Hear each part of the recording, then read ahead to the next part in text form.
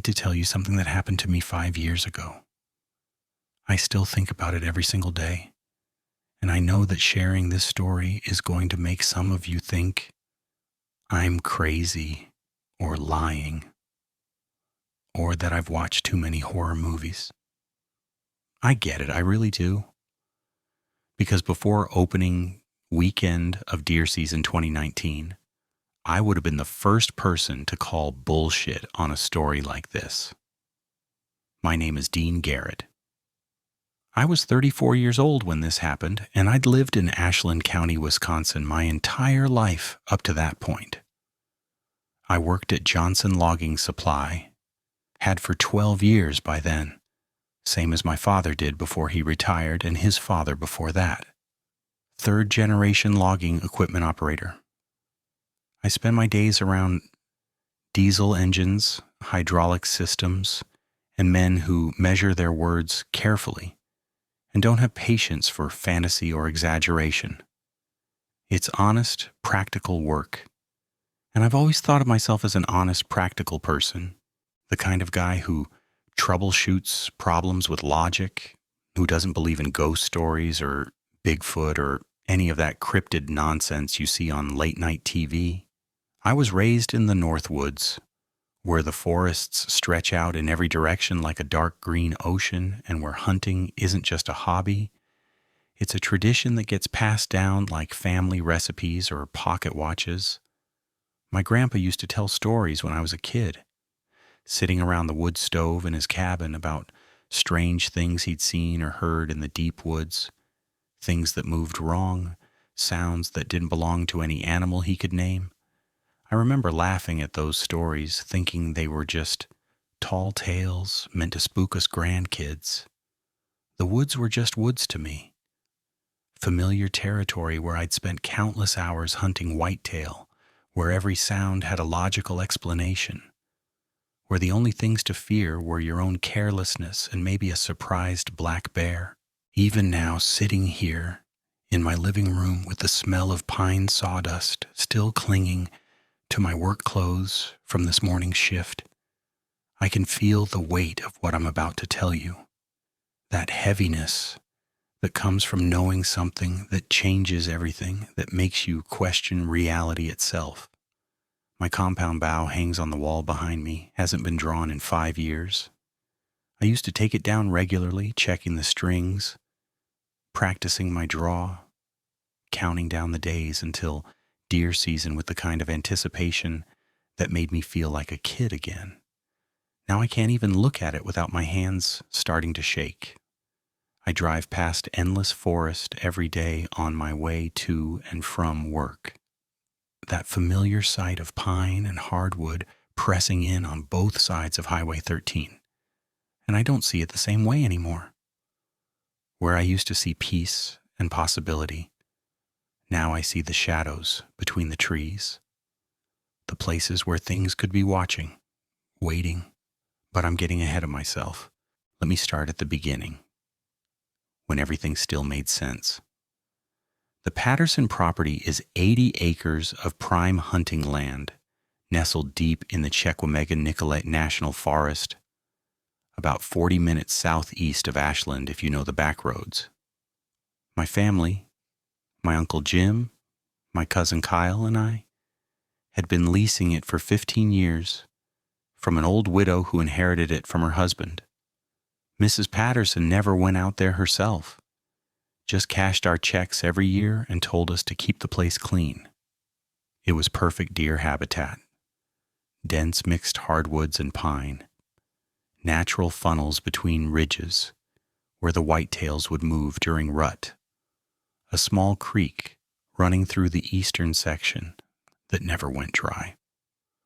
We knew every inch of those 80 acres, had our favorite spots marked, our shooting lanes cleared and maintained, our trail cameras positioned at all the key pinch points. The elevated deer stand sat on the western ridge, overlooking one of those natural funnels, an enclosed wooden box my Uncle Jim had built about 8 years back. Solid construction, 12 feet up a sturdy oak tree. 8 feet by 8 feet inside, with windows on 3 sides and a proper door. Not one of those open ladder stands where you're exposed to the elements.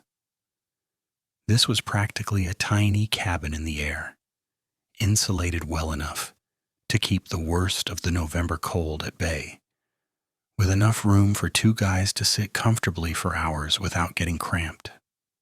The night before we left for the property, Sarah brought it up while we were getting ready for bed.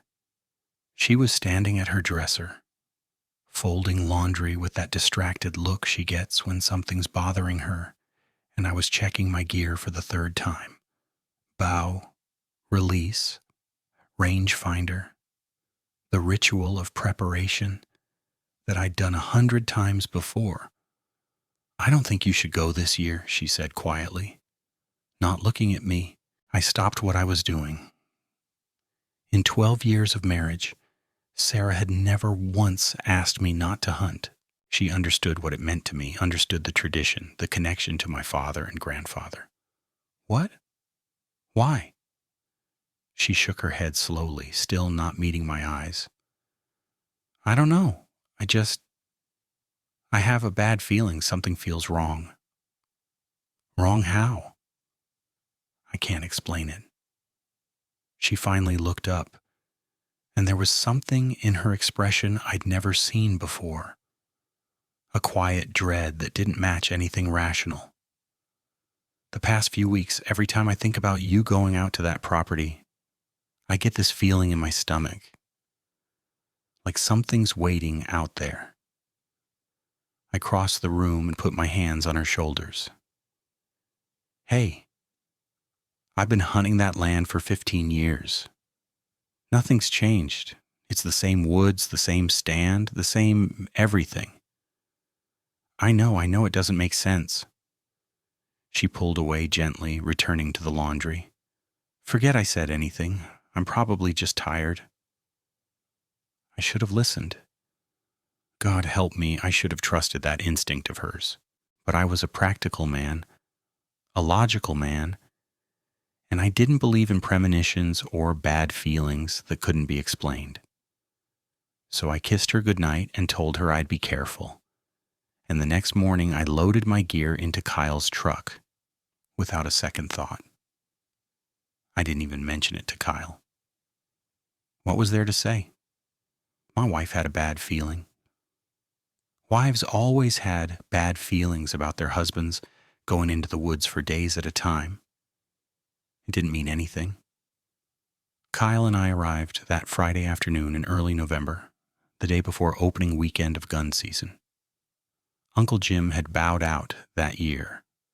Bad hip that had been getting worse, scheduled for a replacement in January. He told us to get a big one for him. The air had that particular bite that comes with late fall in northern Wisconsin. Cold enough that your breath formed clouds, but not quite cold enough for snow yet. The sky was that brilliant blue you only get when a cold front has pushed through, hard and clear and promising freezing temperatures come nightfall. We parked Kyle's F-150 at the end of the old logging road that cut into the property, grabbed our gear, and started the 20-minute hike to the stand. The forest was in that transitional state between autumn and winter. Most of the leaves were down, creating a thick carpet that crunched under our boots with every step. The bare branches overhead let more light through than in summer, giving everything a stark, exposed quality. I remember the smell, that earthy mixture of decomposing leaves and cold soil and pine pitch. The scent that means home to anyone who's grown up in these woods. Kyle was in good spirits, joking about the 8-pointer he'd missed last season, talking shit about how I'd better not make him haul out a deer by myself this year. He's 29. 5 years younger than me, works construction down in Superior, but always makes time for opening weekend. We've been hunting together since we were teenagers, know each other's rhythms well enough that we can sit in comfortable silence for hours without it getting awkward. Trail cams first? He asked as we approached the stand, even though he knew the answer. Trail cams first, I confirmed. We had 3 cameras positioned within a quarter-mile of the stand, and we spent the next hour hiking to each one, checking the SD cards, replacing batteries. The first 2 cameras showed the usual: does and fawns, a few young bucks, raccoons, a coyote passing through at night. Normal activity for the area. Nothing remarkable. The third camera, positioned near a scrape line where bucks had been marking territory, had more promising footage, several mature bucks over the past 2 weeks, including one heavy-bodied 8-pointer that got Kyle excited enough to start planning where he'd hang the mount. We reviewed the images on the camera's small screen. Standing there in the dimming afternoon light, breath steaming, confident in the familiar patterns of whitetail behavior. He's going to come right through that funnel, Kyle said, nodding toward the natural gap between the ridges. Tomorrow evening at the latest. I agreed. Everything looked perfect for opening weekend. Rutting activity, good weather, the deer moving in predictable patterns. This was going to be a good hunt. We made our way back to the stand as the light started to fade, that golden quality that comes just before sunset filtering through the bare canopy. A raven called somewhere in the distance, that deep croaking sound that echoes through the trees. The wooden ladder up to the stand creaked under my weight. It always did. A familiar sound that I'd heard hundreds of times. I climbed up, unlocked the door, and stepped inside, while Kyle passed up our gear from below. The inside of the stand smelled like old wood and the faint must of the foam cushions we kept in there year-round. 2 fold-up chairs, a small propane heater for the really cold days, our shooting rests positioned at each window. I could see our shooting lanes clearly. We'd cleared them in September, trimming back branches and brush to give us clean sight lines to the funnel below and the ridge opposite. Everything exactly as we'd left it. Kyle hauled himself up and settled in, pulling out his rangefinder to check distances to various landmarks while I got the heater going. The sun was dropping fast now. That sudden transition from day to dusk that happens in the forest when the canopy blocks the low-angle light. The temperature was dropping with it. I could feel it even inside the stand. That deep cold that seeps into your bones if you sit still long enough. Gonna be a cold sit, Kyle said, rubbing his hands together near the heater. Always is opening weekend, I replied, arranging my gear. Binoculars, rangefinder, release for my bow, knife, flashlight, the Glock. 10mm I always carried in the woods in case we jumped a wounded deer and needed to finish it quickly.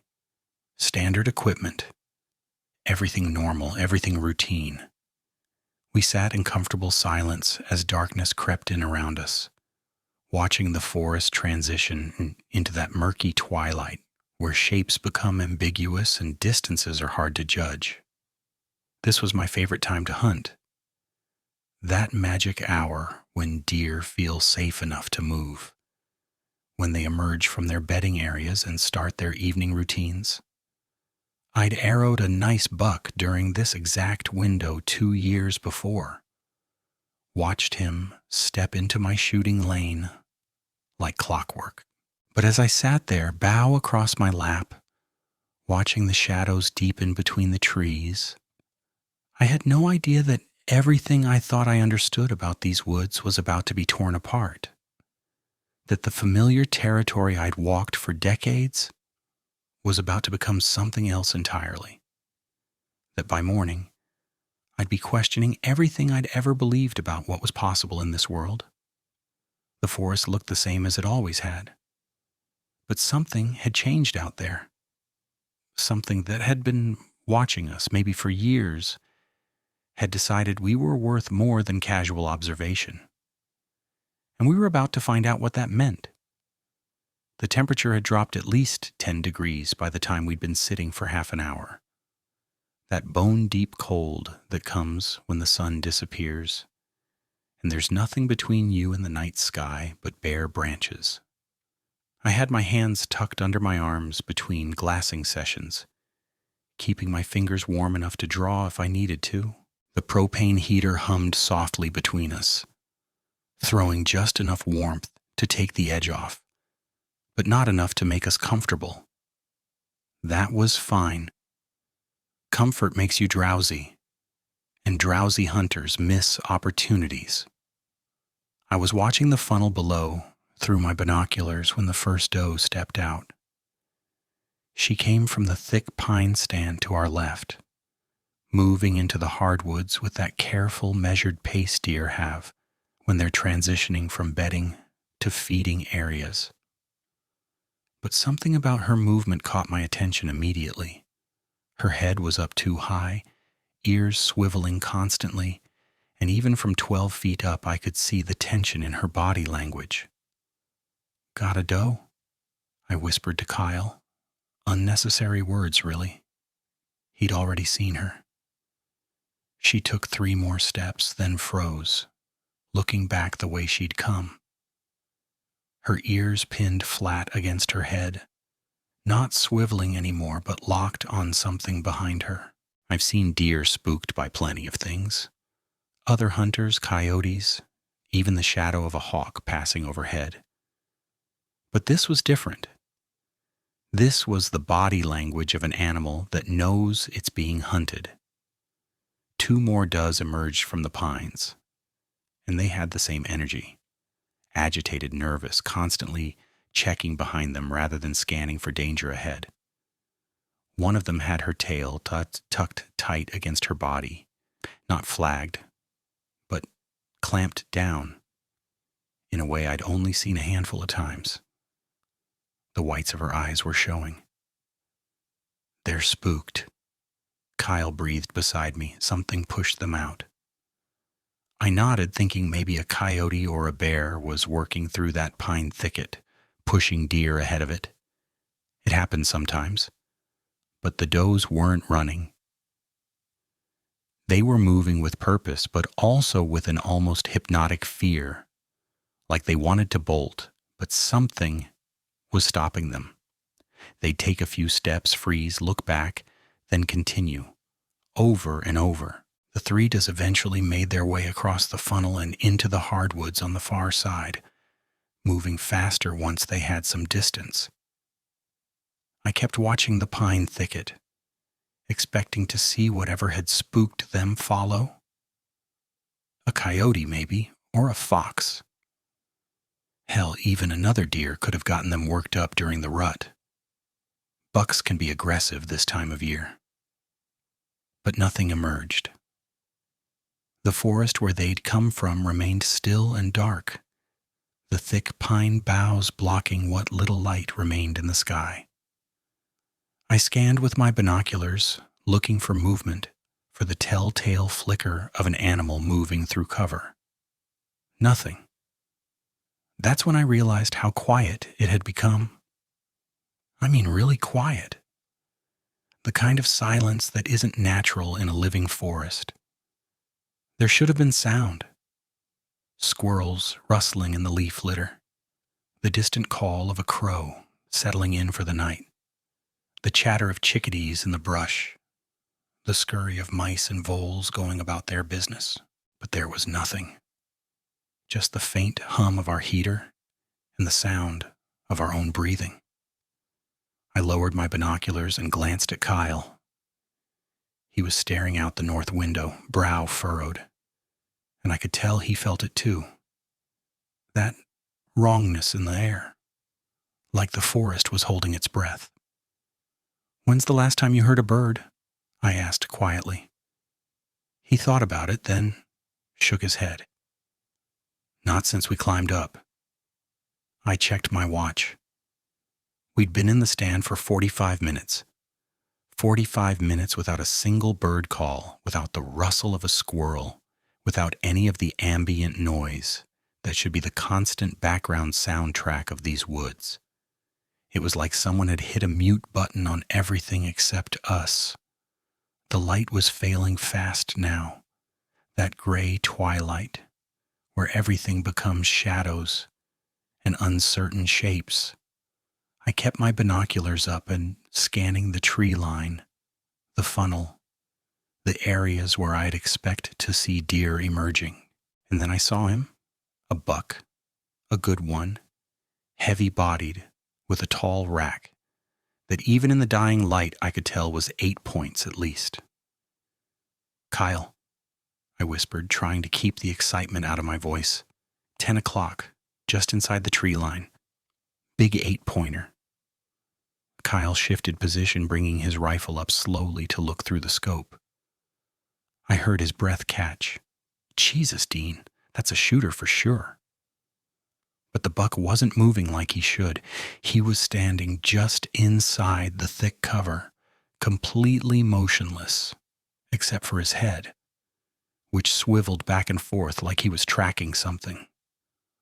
Not scanning for danger the way deer normally do. This was focused, tracking a specific threat. He'd look right, then snap his head left, then back right again, nostrils flaring. We watched him for 5 full minutes. He never stepped out into the open, never relaxed, just stood there at the edge of the cover, clearly wanting to move through the funnel, but refusing to commit.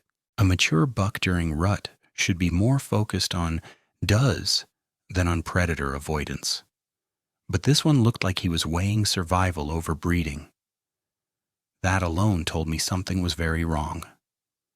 Finally, he turned and melted back into the thick cover, moving away rather than through our shooting lane.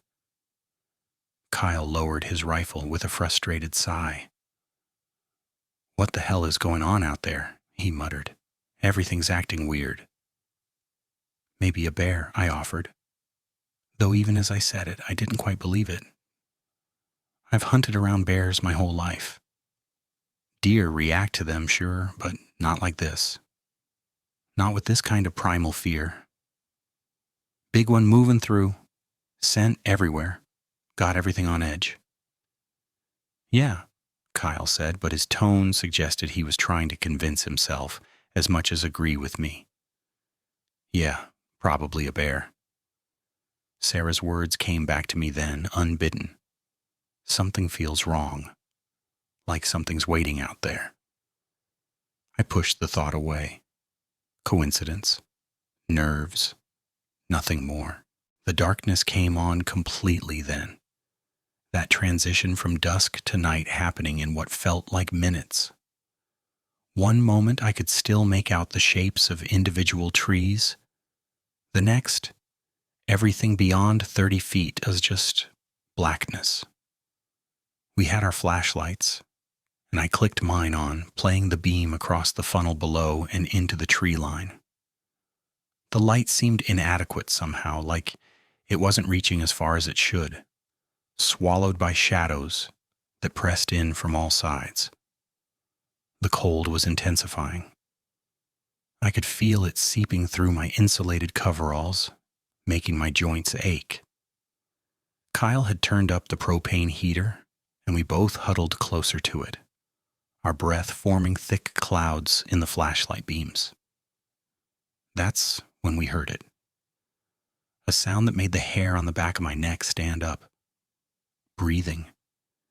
Deep, guttural breathing that sounded too low, too powerful to be a deer. It was coming from somewhere below us, down in that darkness at the base of our tree, not panting like a dog or the huffing of a spooked deer. This was slow, deliberate breathing. The kind of breath you hear from something large when it's exerting itself or catching a scent. I grabbed my flashlight and aimed it straight down, playing the beam across the ground around the base of our oak tree. Nothing. Just leaves and the rough bark of the trunk disappearing into shadow. But the breathing continued, and now I could hear it was moving, circling around the tree, staying just out of sight. Kyle had his flashlight out too, and we were both pointing them down, crossing beams, trying to catch whatever was making that sound. My heart was hammering in my chest now, my mouth gone dry despite the cold. The Glock on my hip suddenly felt like a toy, inadequate insurance against whatever was down there in the dark. "What is that?" Kyle whispered, his voice tight with tension. "I don't know," I admitted, and those 3 words cost me something to say. I always knew. I'd spent my entire life in these woods, could identify animals by their sounds, their tracks, their scat. But this was wrong. This didn't fit into any category my brain wanted to accept. The breathing moved around to the far side of the tree, then stopped. The silence that followed was somehow worse than the sound had been. I kept my light trained down, hand cramping from gripping it so tight, waiting for something to move into the beam. Nothing. Just the darkness and the cold, and the terrible awareness that something was down there, and it knew exactly where we were. The breathing started again around 8 o'clock. We'd both been sitting in tense silence for the better part of an hour, occasionally sweeping our lights across the ground, jumping at shadows.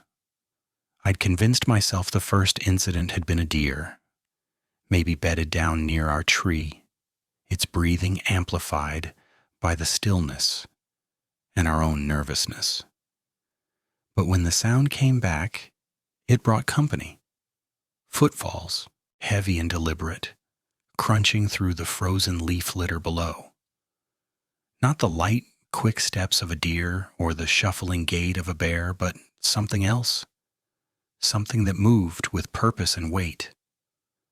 The steps were too rhythmic, too measured, almost bipedal in their cadence, left, right, rather than the 4-beat pattern of a quadruped. I felt Kyle's hand grip my arm, his fingers digging in hard enough to hurt even through my heavy coat.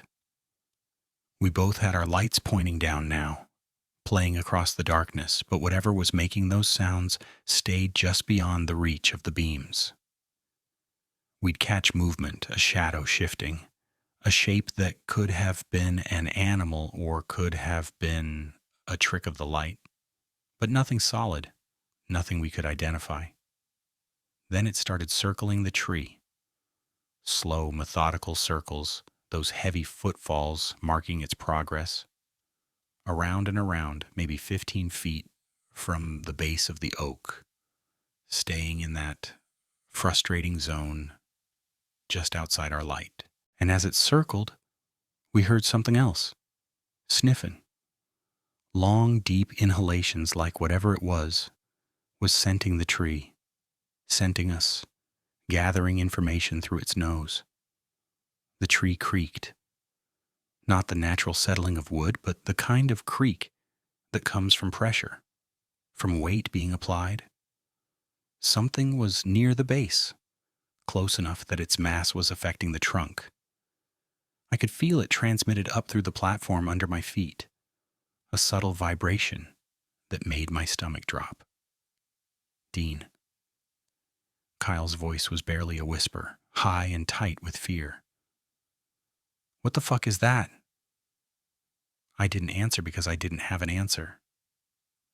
My mind was racing through possibilities, bear, cougar, some escaped exotic animal, but nothing fit. Bears don't circle like that. Cougars are silent. And there was something else, something my hindbrain was screaming at me that my conscious mind didn't want to acknowledge. This felt intentional. This felt like we were being evaluated. A smell hit us then, wafting up from below, musky and wrong, like wet dog mixed with something rotten, something dead. It was strong enough to make my eyes water. strong enough that I could taste it in the back of my throat. Kyle gagged beside me, and I fought down my own nausea, keeping my light trained downward, my other hand drifting to the Glock on my hip. The circling continued for what felt like hours, but was probably closer to 20 minutes. Around and around those heavy steps, that deep breathing, the smell intensifying and then fading as it moved. We didn't speak, didn't move except to track it with our lights. I could hear my own heartbeat pounding in my ears, hear Kyle's rapid, shallow breathing beside me, hear the utterly inadequate hum of our propane heater trying to hold back the cold. Then it made a sound that nearly stopped my heart. A growl, low and rumbling, that started deep in the chest. That much was familiar, that was animal. But then it rose, modulated, changed into something that had an almost vocal quality to it. Not words, nothing that specific, but the suggestion of a voice buried in that growl, like something that had a throat capable of speech, but was choosing not to use it that way. The sound resonated in my chest, primal and wrong, activating every prey instinct evolution had hardwired into my DNA. Kyle made a small sound in his throat, something between a whimper and a gasp. His face in the backwash of our flashlight beams was pale, eyes wide, mouth open. I probably looked the same. The growl faded into silence, the footsteps stopped. The smell began to dissipate. For 30 seconds, maybe a minute, there was nothing. Just us in the darkness and the cold and the lingering wrongness in the air. Then something crashed through the brush to the east, moving fast. Branches snapping and leaves exploding as whatever had been circling our tree decided to leave. But even its departure was wrong. It moved too quickly. For something that size, covered ground in a way that suggested strength and agility that didn't match any animal I'd ever encountered. The sound of its passage faded into the distance, swallowed by the forest. And then there was nothing but silence again. "We should go," Kyle said, his voice shaking. "Right now. We should climb down and get the fuck out of here." Every instinct I had was screaming the same thing. Get out. Run. Put distance between us and whatever that had been. But another part of my brain, the practical, logical part that had kept me alive in the woods for 34 years, was doing calculations. We were 12 feet up a tree in total darkness. In forest we knew well during the day. But that became a maze at night. We'd have to navigate 20 minutes back to the truck with only flashlights, following a trail that was easy to lose even in daylight, through woods where something that moved like that was now active. "We stay," I said, trying to sound more confident than I felt. "Climbing down now is more dangerous than staying put." It was probably just a bear, Kyle. A big one, acting weird, but just a bear. They're active this time of year, putting on weight before hibernation. That's all it was. I didn't believe it. Not even a little bit. But Kyle needed to hear it, needed something to hold on to that made sense. And more than that, I needed to believe we'd made the right choice by staying. Because the alternative, that we were trapped 12 feet up a tree with something unknown circling below, was more than I could handle right then. Kyle didn't respond. But he didn't argue either. We sat in the darkness, heater hissing softly between us, flashlights in our hands, jumping at every small sound. The forest slowly came back to life around us. After about an hour, I heard the distant call of an owl, then the rustle of some small mammal in the leaves. Whatever had been down there, its presence had suppressed everything else. Now that it was gone, the natural order was reasserting itself. But I couldn't shake the feeling that we were still being watched, that somewhere out there in the darkness, something was observing us, waiting, patient in a way that animals shouldn't be. I must have dozed off around midnight, exhaustion overriding adrenaline, my body demanding rest despite my mind's protests. Kyle had volunteered to take first watch, and I'd leaned back in my chair, flashlight in my lap, pistol within easy reach, and let myself drift into an uneasy sleep filled with shadows and the memory of that vocalized growl. The creak of old wood jerked me awake. Not the random settling of the tree or the platform, this was the specific sound of weight on the ladder, the rungs creaking in sequence, one after another as something climbed. My eyes snapped open, heart immediately hammering, and I saw Kyle sitting bolt upright in his chair, flashlight gripped in white-knuckled hands, pointing at the door. I grabbed my own light, thumbed it on, and that's when I heard it clearly.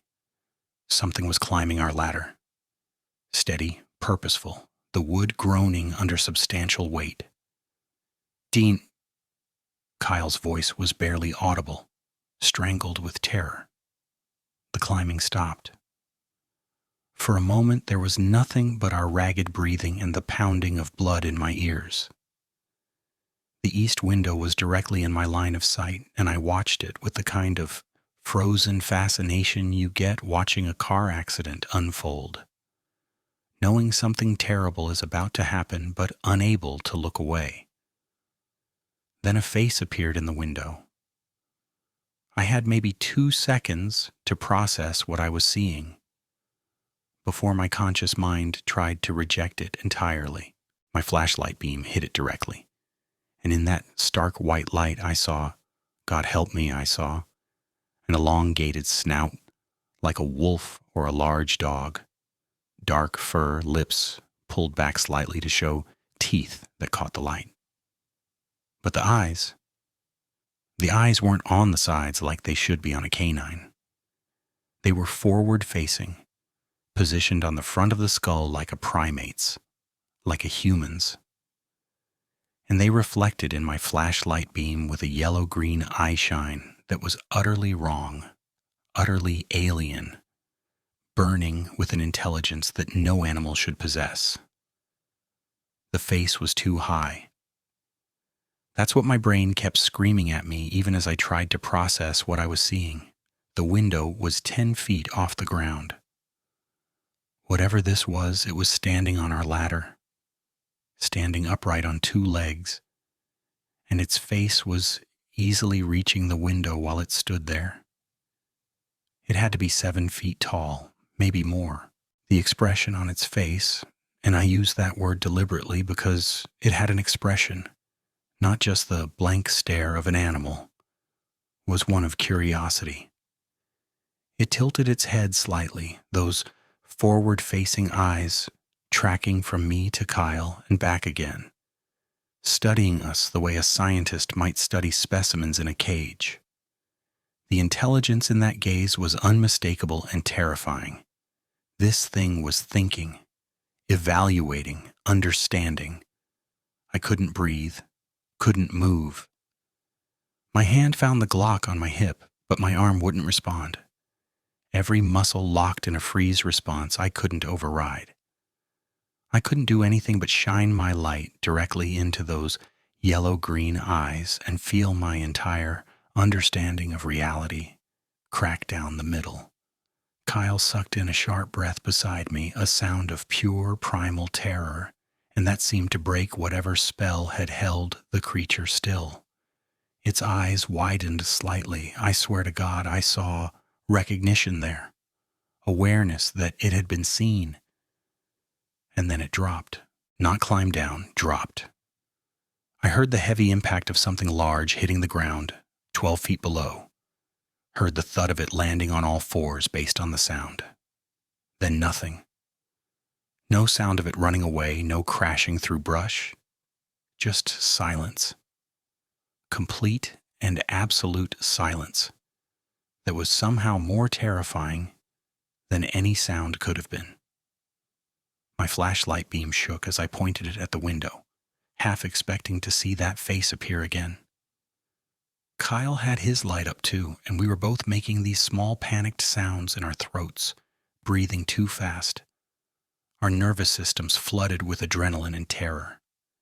"Did you—" Kyle's voice cracked. "Did you fucking see that?" I couldn't answer. My jaw was locked, teeth clenched so hard they ached. I'd seen it. Every detail was burned into my brain with the clarity of a photograph. The elongated snout, the dark fur, the forward-facing eyes that gleamed with impossible intelligence, the sense of size and power and wrongness that had radiated from it. We sat there for the rest of the night, both of us wide awake, flashlights pointed at the windows and door, jerking at every sound real or imagined. Neither of us spoke.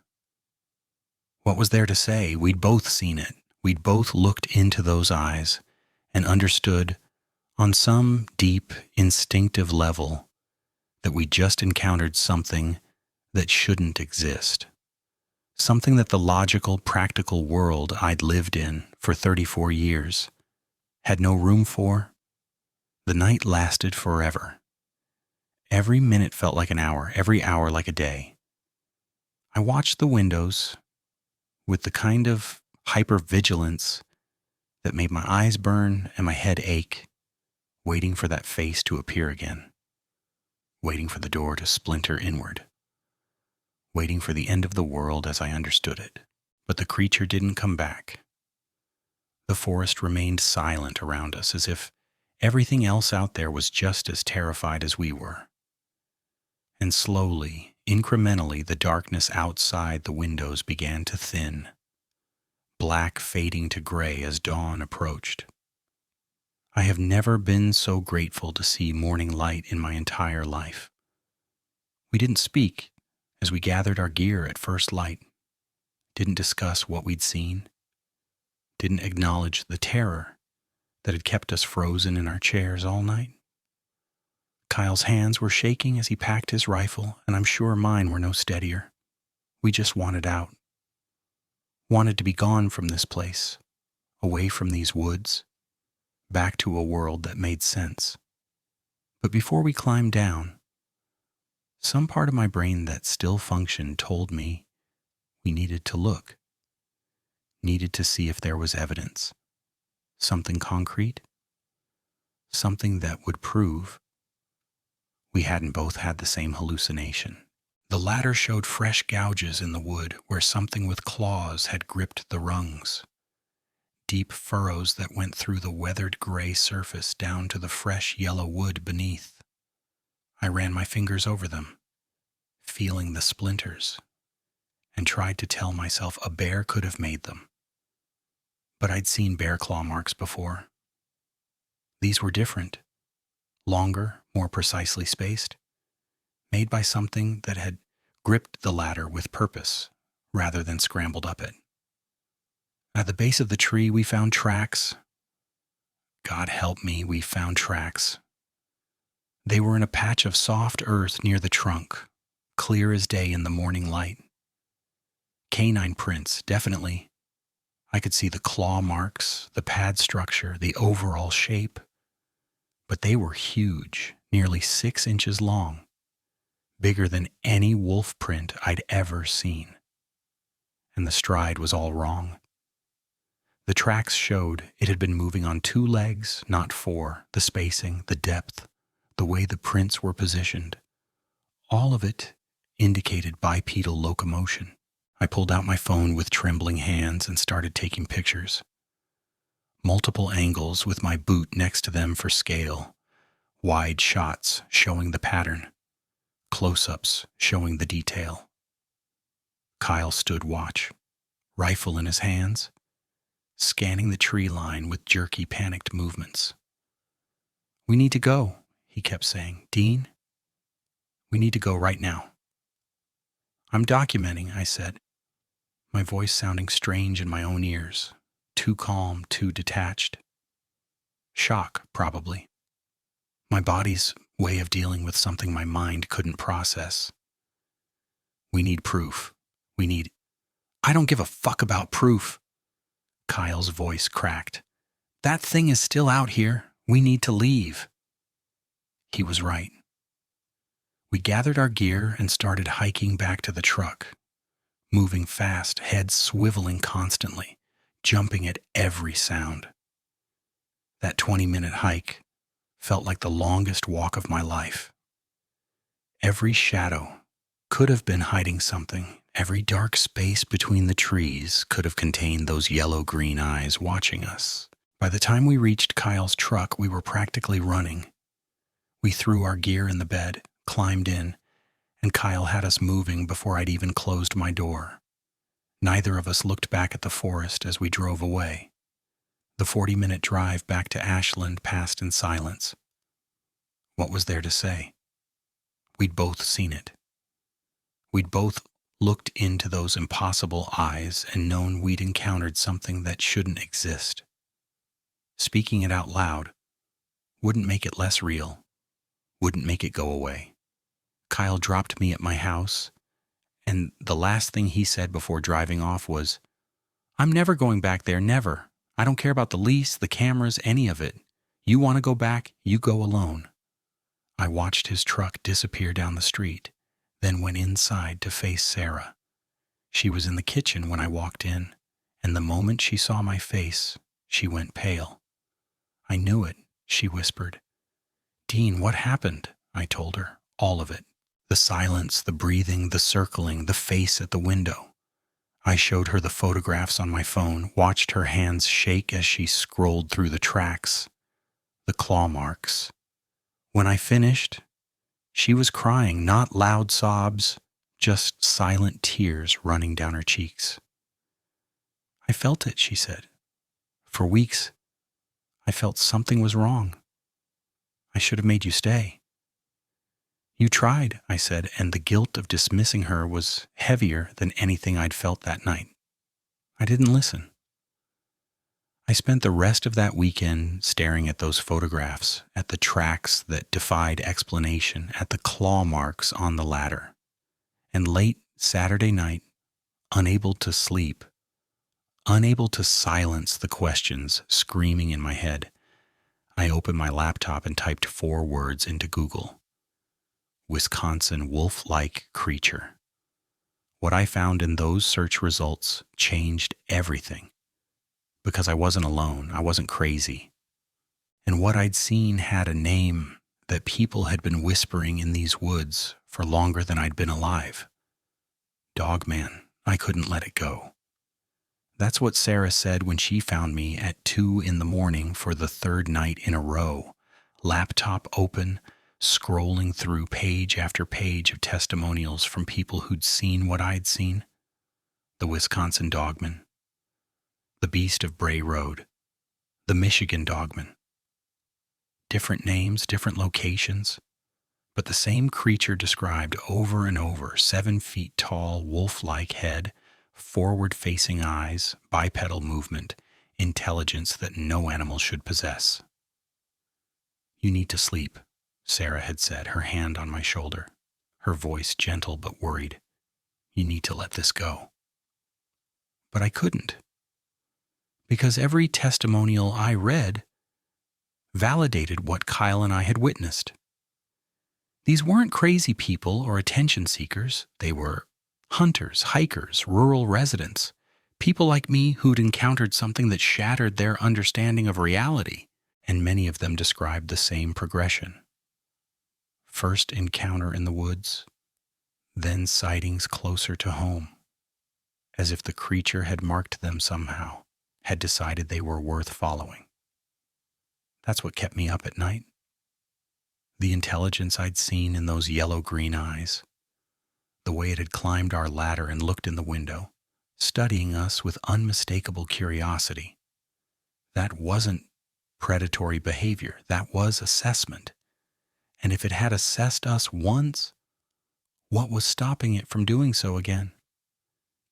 2 weeks after our encounter, I made a decision that Sarah fought me on, that Kyle refused to participate in, but that I couldn't avoid.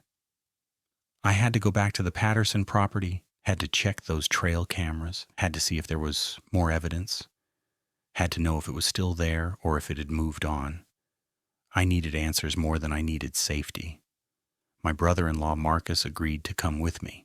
He's married to Sarah's sister, works as an electrician, practical guy in his early 40s who thought I was overreacting but was willing to humor me. Probably just a bear, he said when I explained what we'd seen, echoing my own hollow rationalization from that night. Big one. Acting weird because of the warm fall. You know how they get. We went on a Wednesday midday, armed with rifles and enough daylight to feel safe. The drive to the property felt different this time, where it had once been familiar and comforting. Now every shadow between the trees seemed to hold threat. Marcus chatted about a wiring job he'd completed, normal conversation. But I barely heard him. My attention was fixed on the forest, pressing in on both sides of the road, searching for movement, for shapes that didn't belong. We parked at the logging road and geared up. I had my .308. Marcus had borrowed a .30-06 from his dad, and we both carried enough ammunition to stop a bear, which should have felt like overkill but somehow felt inadequate. The hike in was quiet, too quiet, that same unnatural silence I remembered from before. And I found myself constantly checking behind us, unable to shake the feeling we were being watched. The first trail camera was near the creek bed, and when I pulled the SD card and reviewed the footage on the camera's small screen, my hands started shaking. Multiple images of something large moving through the frame, but always blurred, always at the edge, as if it knew exactly where the camera's range was and was deliberately avoiding clear capture. On one image from 4 days ago, I could see a pair of eyes in the background, reflecting the camera's flash positioned 7 feet off the ground. Just eyes, glowing yellow-green in the darkness, staring directly at the lens. "That's a reflection," Marcus said, but his voice lacked conviction. "Tree sap catching the flash, or..." "Those are eyes," I said flatly. "You know they're eyes." The second camera showed similar images. Blurred shapes, shadows, movement at the edges. And on 2 separate images, I could see what looked like a hand, not a paw, but something with elongated fingers and visible claws, reaching toward the camera as if the creature had examined it without quite triggering a clear shot. We were reviewing the third camera, the one positioned near the deer stand, when we heard it, a branch cracking, loud and sharp in the silence. Not the snap of something stepped on accidentally, but the deliberate break of wood under substantial weight. I turned, rifle coming up instinctively, and froze. It was standing about 50 yards away, partially obscured by a cluster of young pines and bare hardwoods. In the cold November sun filtering through the branches, I could see it clearly for the first time. Massive didn't begin to describe it. Over 7 feet tall, covered in dark brown-black fur that was visible even at distance. The head was unmistakably wolf-like, with an elongated snout and pointed ears. But it stood upright on 2 legs. Not legs like a bear that had reared up, but actual bipedal stance on digitigrade legs, knees that bent backward like a dog's, but supporting an upright torso like a human's. And it was watching us. Those forward-facing eyes, positioned where no canine's eyes should be, locked onto mine across the 50 yards of forest. Even from that distance, I could see the intelligence there, the awareness. This wasn't an animal surprised by our presence. This was a creature that had known exactly where we were and had chosen to reveal itself. For several seconds that felt like hours, we stared at each other.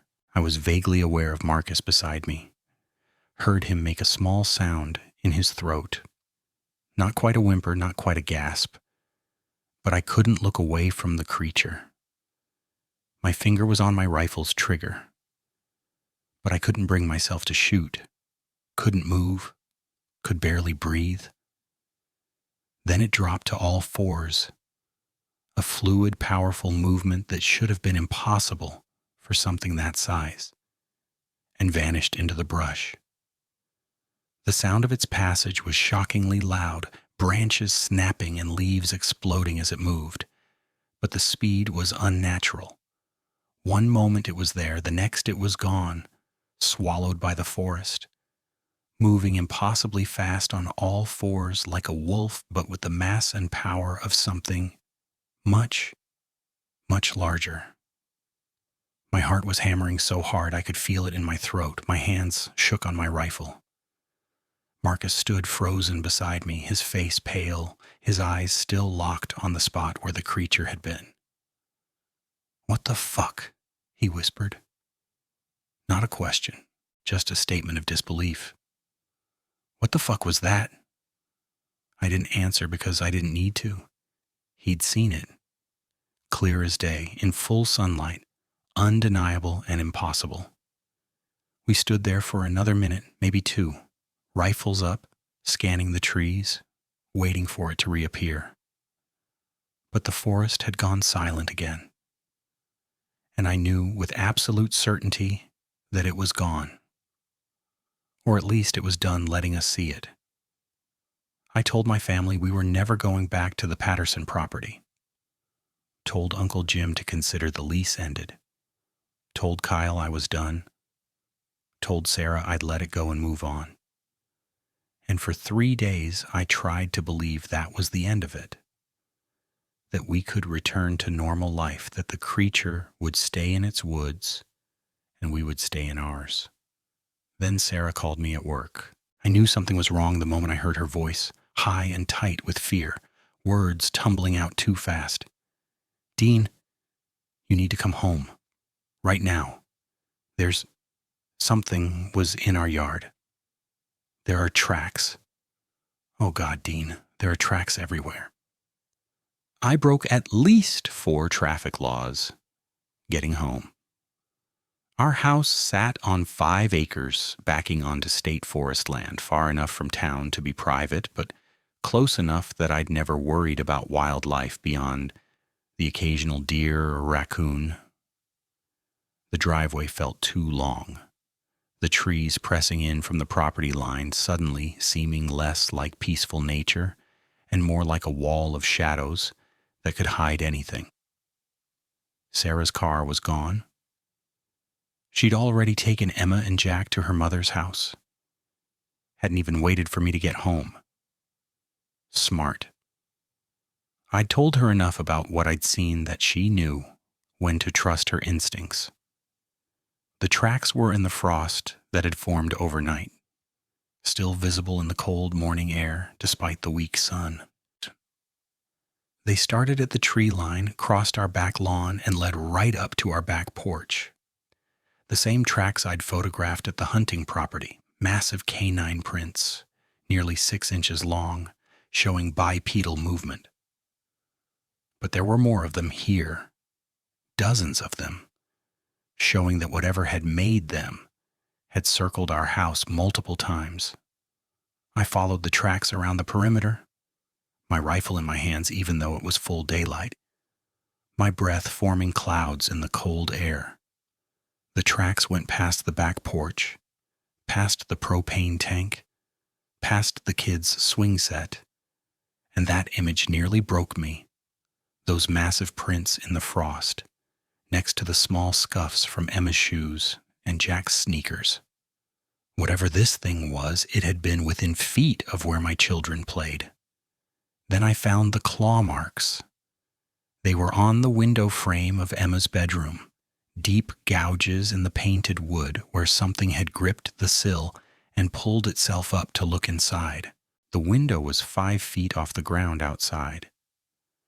The marks showed where it had stood on 2 legs and peered in at my 9-year-old daughter's room, at her bed and her stuffed animals and her nightlight. The violation of it made me physically sick. I called the sheriff's department that morning. A deputy came out, looked at the tracks, told me it was probably a large dog or maybe a bear, and suggested I get better motion lights. When I pushed, he took some photos and said they'd look into it. I knew then that official channels weren't going to help. I called Tom, our neighbor from a quarter-mile down the road. He's a retired sheriff's deputy, mid-60s, seen enough in his career that not much rattles him. But when I showed him the tracks and the claw marks, his face went hard and pale. "Dean," he said carefully, "what the hell are we dealing with here?" I told him everything, the encounter at the stand, the face in the window, the daylight sighting with Marcus. I showed him the photographs on my phone, the tracks, the trail camera images, the claw marks on the ladder. He listened without interrupting, his expression growing more troubled with each detail. "We're sitting watch tonight," he said when I finished. It wasn't a question or a suggestion. "You're not staying here alone, and Sarah's not bringing those kids back until we know what's going on." We set up in my living room with the lights off, rifles across our laps, with clear sight lines to the back windows and the tree line beyond. The sun set early this time of year, and by 6 o'clock we were sitting in darkness, watching the forest edge where the state land began. My spotlight was within easy reach, powerful enough to illuminate the tree line at 200 yards. The hours crawled by. Tom was silent beside me, both of us hyper alert, jumping at every small sound. Around 9, a deer crossed the back lawn, and we both had our rifles up before identifying it. The tension was exhausting. Then, just after midnight, Tom touched my arm. "Movement," he whispered. "Edge of the trees, 3 o'clock. I grabbed the spotlight and aimed where he'd indicated, my other hand on the switch. My heart was already pounding, adrenaline flooding my system.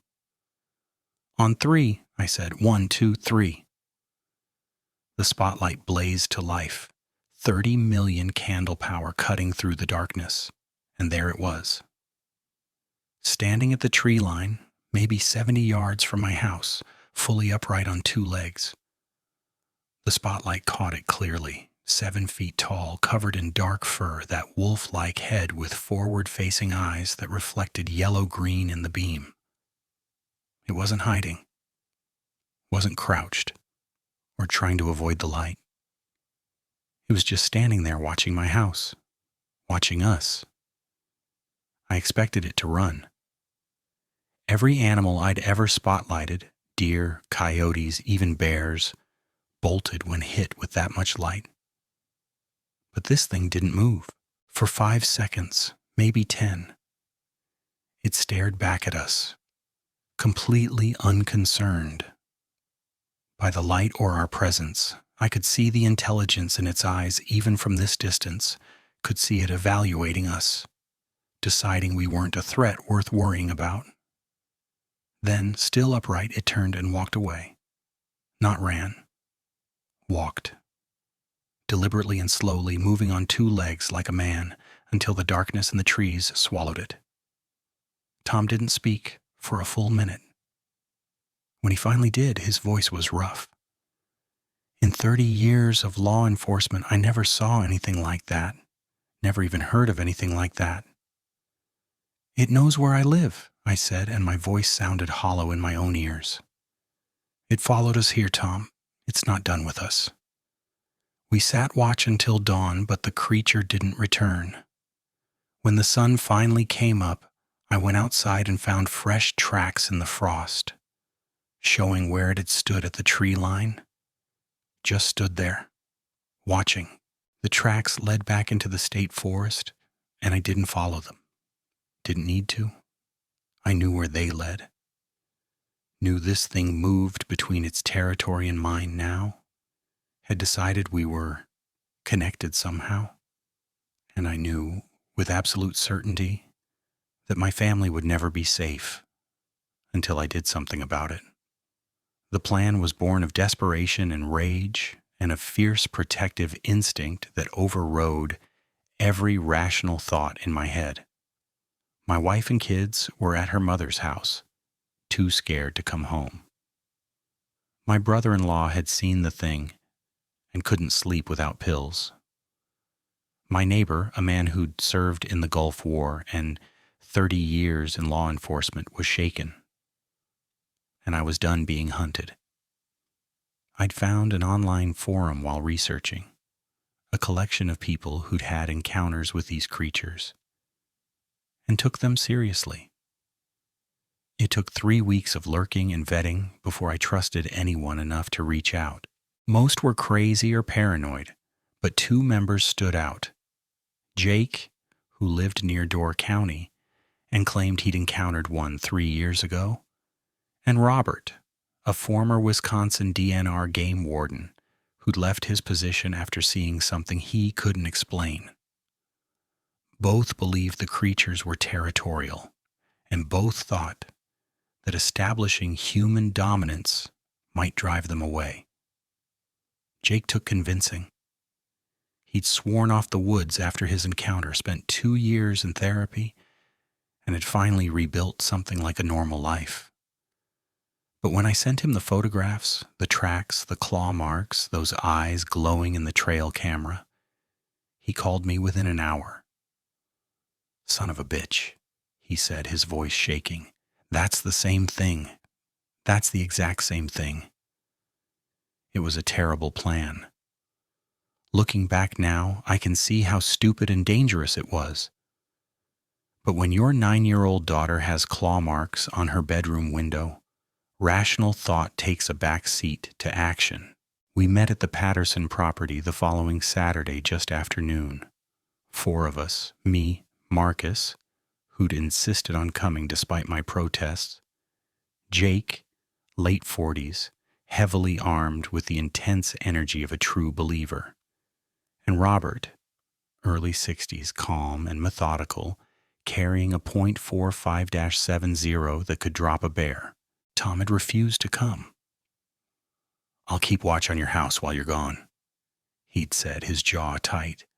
"But I'm not going out to that property looking for that thing.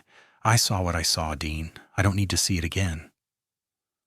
The plan was to use the deer stand as a safe observation point, document any encounter, and if possible, use noise and show of force to drive the creature away from both the hunting property and my home territory.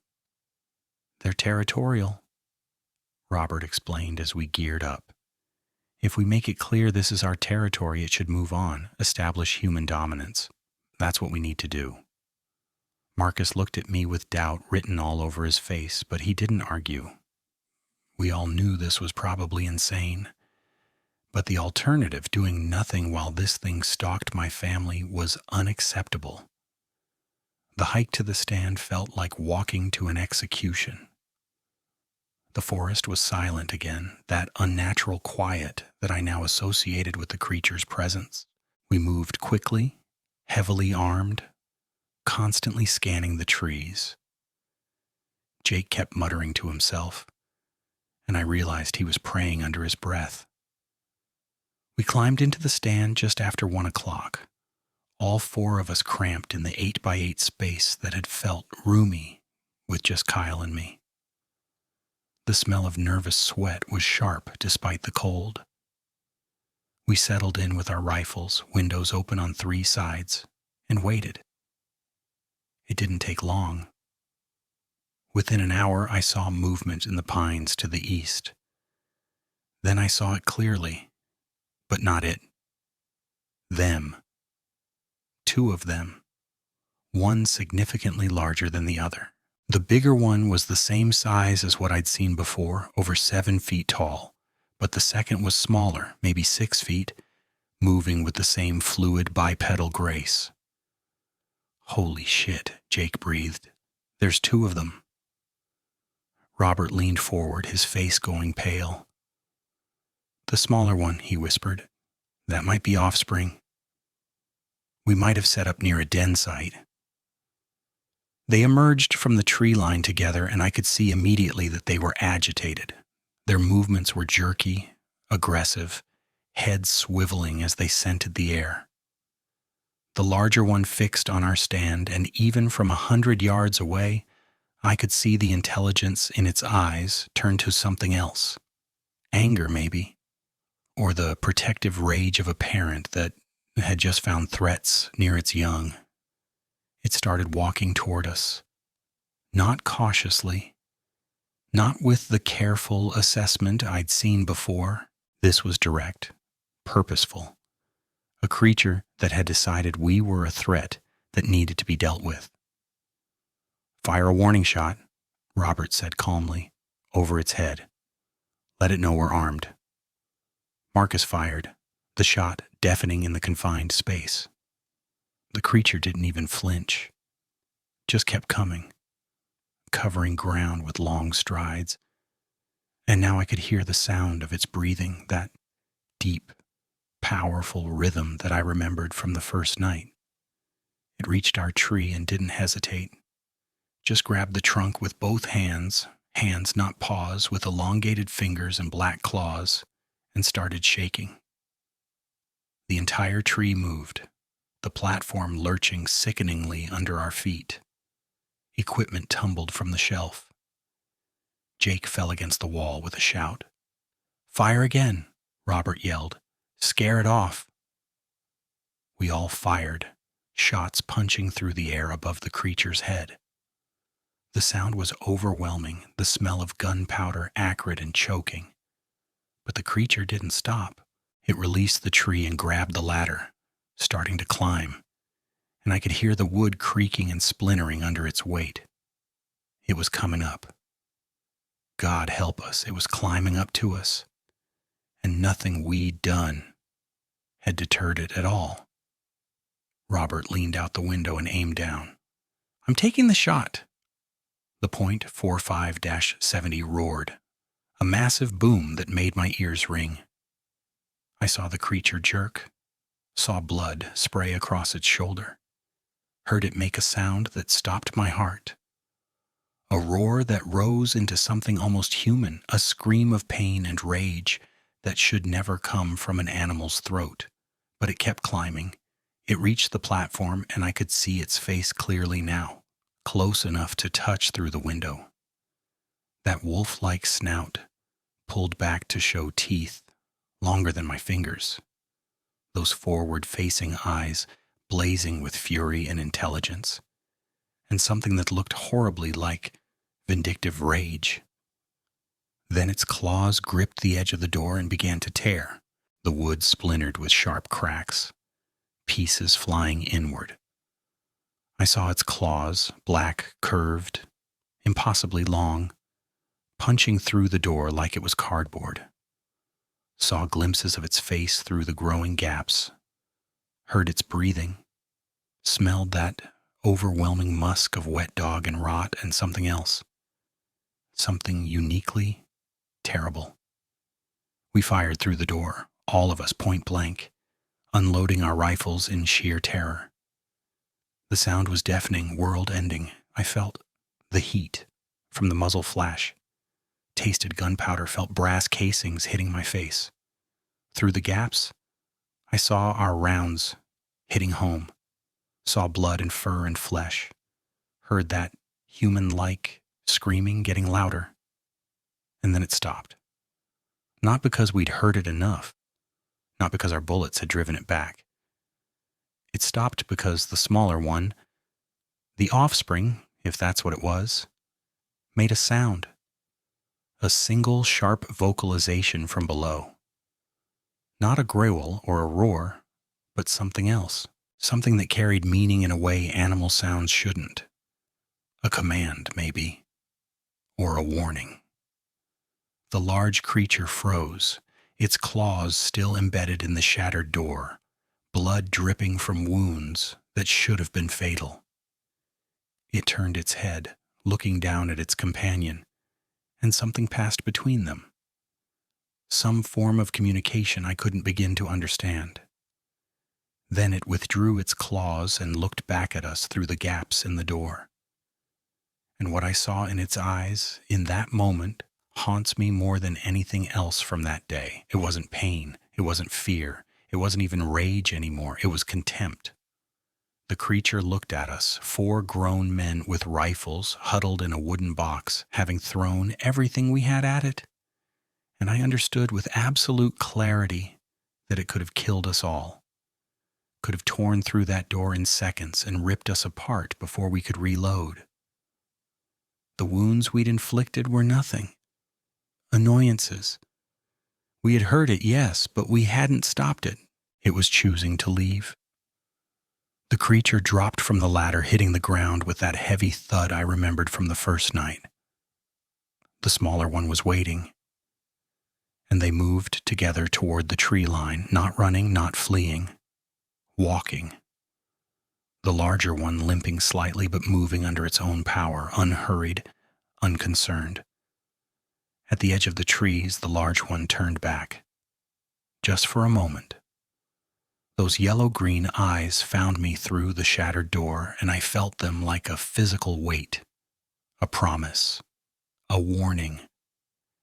Then they disappeared into the forest, and I knew with terrible certainty that they had let us live, not because we'd driven them off, not because we'd won, because they wanted us to know we hadn't. We waited 2 hours before descending, rifles reloaded, moving as a group. The blood trail was obvious, dark red on the brown leaves, showing where the wounded one had walked toward the thicker forest. We followed it because we needed to know, needed to see proof that we'd actually hit it, that this was real. The trail led a 1/4 mile into the woods, the blood getting less frequent but still visible. Then, in a rocky area where the ground turned to exposed bedrock and scattered boulders, it just stopped. Ended. No body, no more blood. Nothing but bare rock that couldn't hold tracks or evidence. They were gone. And they'd taken the wounded one with them, walking calmly into the wilderness, leaving us with nothing but shattered memories and the absolute certainty that we'd been allowed to survive. The walk back to our vehicles was the longest of my life. Nobody spoke. Marcus was shaking so badly he could barely hold his rifle. Jake had gone somewhere deep inside himself, his earlier intensity replaced by a 1,000-yard stare. Robert kept looking over his shoulder every few steps, his jaw clenched tight enough to crack teeth. We'd gone out there to establish dominance, to reclaim our territory. Instead, we'd learned our place in the hierarchy. We weren't the apex predators here. We never had been. We drove in convoy to the Ashland County Sheriff's Office, 4 grown men who looked like we'd just returned from combat, which, in a way, we had. The blood on our clothes wasn't ours, but explaining whose it was, what it was, that was going to be the challenge. Deputy Mitchell took our statement. I'll give him credit. He listened to the whole thing without laughing, without rolling his eyes, without treating us like mental patients. But I could see it in his face, that careful neutrality that cops use when they're dealing with someone they think is delusional, but don't want to escalate the situation.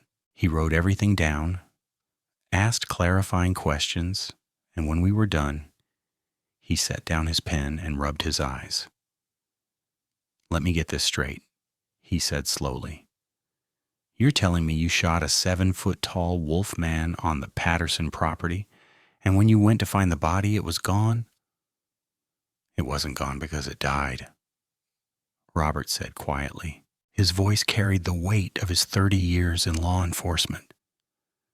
It was gone because it walked away. We hit it multiple times at close range, and it walked away. I've got wounds from the door splinters that match claw marks. I've got brass casings all over that deer stand, and I've got blood samples on my boots that I'd bet my pension don't match any known species in Wisconsin. Deputy Mitchell sighed. We'll send someone out to look at the scene, take some samples. But gentlemen, you understand that what you're describing, there's no way I can write this up as anything other than a possible large animal encounter. Maybe a bear with mange, maybe... It wasn't a fucking bear, Jake interrupted, his voice cracking. Bears don't climb ladders. Bears don't try to tear through doors. Bears don't look at you and decide to let you live. They sent a deputy and a DNR officer to the property the next day. They found the blood, found the damage to the stand, found the brass casings. They took samples and photographs and wrote up a report that, I later learned, concluded we'd likely encountered a large predator, possibly a bear, displaying unusual aggressive behavior due to illness or territorial stress.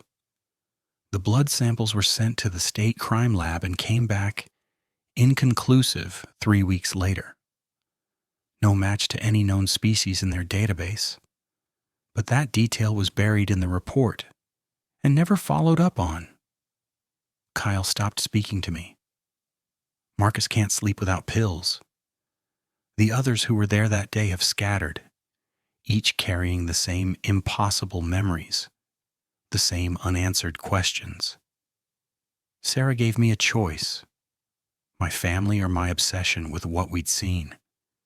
It wasn't really a choice. Not when she put it like that. We walked away from the lease on the Patterson property 6 months later. Didn't even try to get our deposit back, didn't care. Sarah found a job in Green Bay, and we moved the family 3 hours south, away from the Chequamegon Nicolet, away from the deep forests, away from everything I'd known my whole life. I found work at an equipment dealership, still logging machinery, still the industry I'd grown up in. But now I'm behind a desk more than I'm in the field. Safer that way, closer to people, farther from the woods. The kids don't know the real reason we moved. Emma was told Mommy got a better job, and Jack was too young to question anything.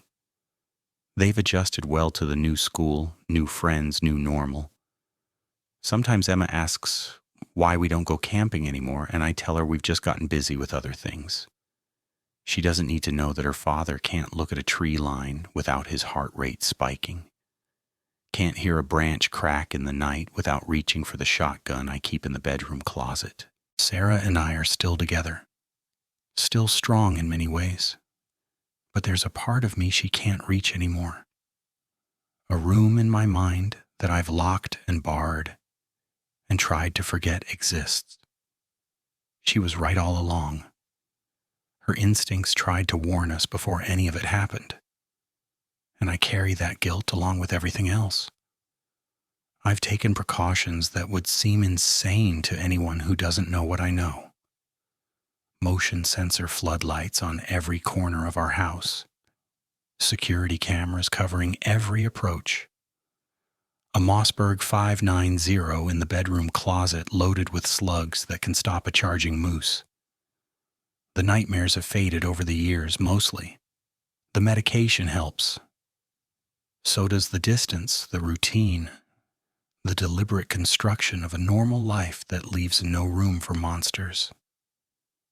But some nights, when the wind is right and the darkness presses against the windows, I remember. I remember the face at the window of the deer stand. I remember the sound of claws tearing through wood. I remember the contempt in those yellow-green eyes as the creature decided we weren't worth killing.